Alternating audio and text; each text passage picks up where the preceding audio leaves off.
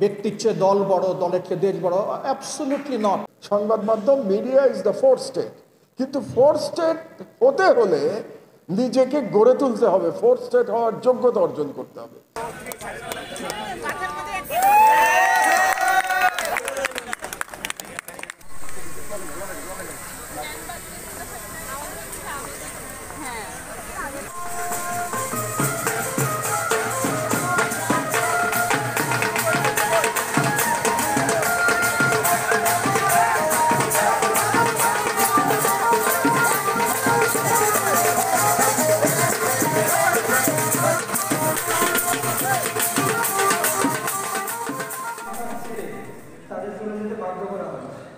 চার দশক ধরে প্রেস ক্লাব যে তাদের কর্মকাণ্ড চালিয়ে গেছে সেটা নিয়ে দু একটা কথা আমি বলতে চাই।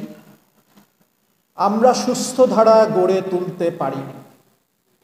সুস্থ ধারা গড়ে তুলতে গেলে প্রথমে যে উপলব্ধি থাকা উচিত যে ধারা যেটা বিদ্যমান সেটা অসুস্থ ধারা, এখনো অসুস্থ ধারা বিদ্যমান।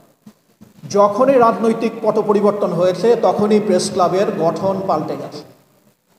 এটার ভিতরে কোনো সুস্থতার কোনো লক্ষণ নাই। জনগণের রায় সরকার আসবে, জনগণের রায় সরকার পরিবর্তন হবে, মানুষের বুদ্ধি বিবেক তার উপরে নির্ভর করে। আমরা যখনই দেখি সরকার পরিবর্তনের সাথে সাথে একটা সংগঠনের একেবারে A to Z পরিবর্তন হয়ে যায়, বোঝা যায় যে ওই সংগঠনটি ঠিকমতো কাজ করেনি। এইটা সবার বোঝার প্রয়োজন আছে। This is not a good culture, এবং এই দেশের জন্য যদি আমরা কল্যাণ চাই তাহলে এই কালচার থেকে আমাদের বের হয়ে আসতে হবে। অন্যায় এবং অপশাসন খুব বেশি দিন দাঁড়াতে পারে না যদি নিয়তটা ঠিক থাকে, সেখানে যদি স্বার্থান্ধতা না থাকে। আমরা বলি যে দেশের চেয়ে কি বলে, ব্যক্তির চেয়ে দল বড়, দলের চেয়ে দেশ বড়, অ্যাবসলিউটলি নট। সংবাদ মাধ্যম media is the fourth state, কিন্তু ফোর্থ স্টেট হতে হলে নিজেকে গড়ে তুলতে হবে, ফোর্থ স্টেট হওয়ার যোগ্যতা অর্জন করতে হবে। আপনি মিডিয়া মানে আপনি অটোমেটিক্যালি ফোর্থ স্টেট হতে পারবেন না। ফোর্থ স্টেট হতে হলে আপনাকে দলীয়করণে ঊর্ধ্বে উঠতে হবে, আপনাকে কোনো দলকে ভয় পেলে চলবে না, আপনাকে সেই সাহস দেখাতে হবে।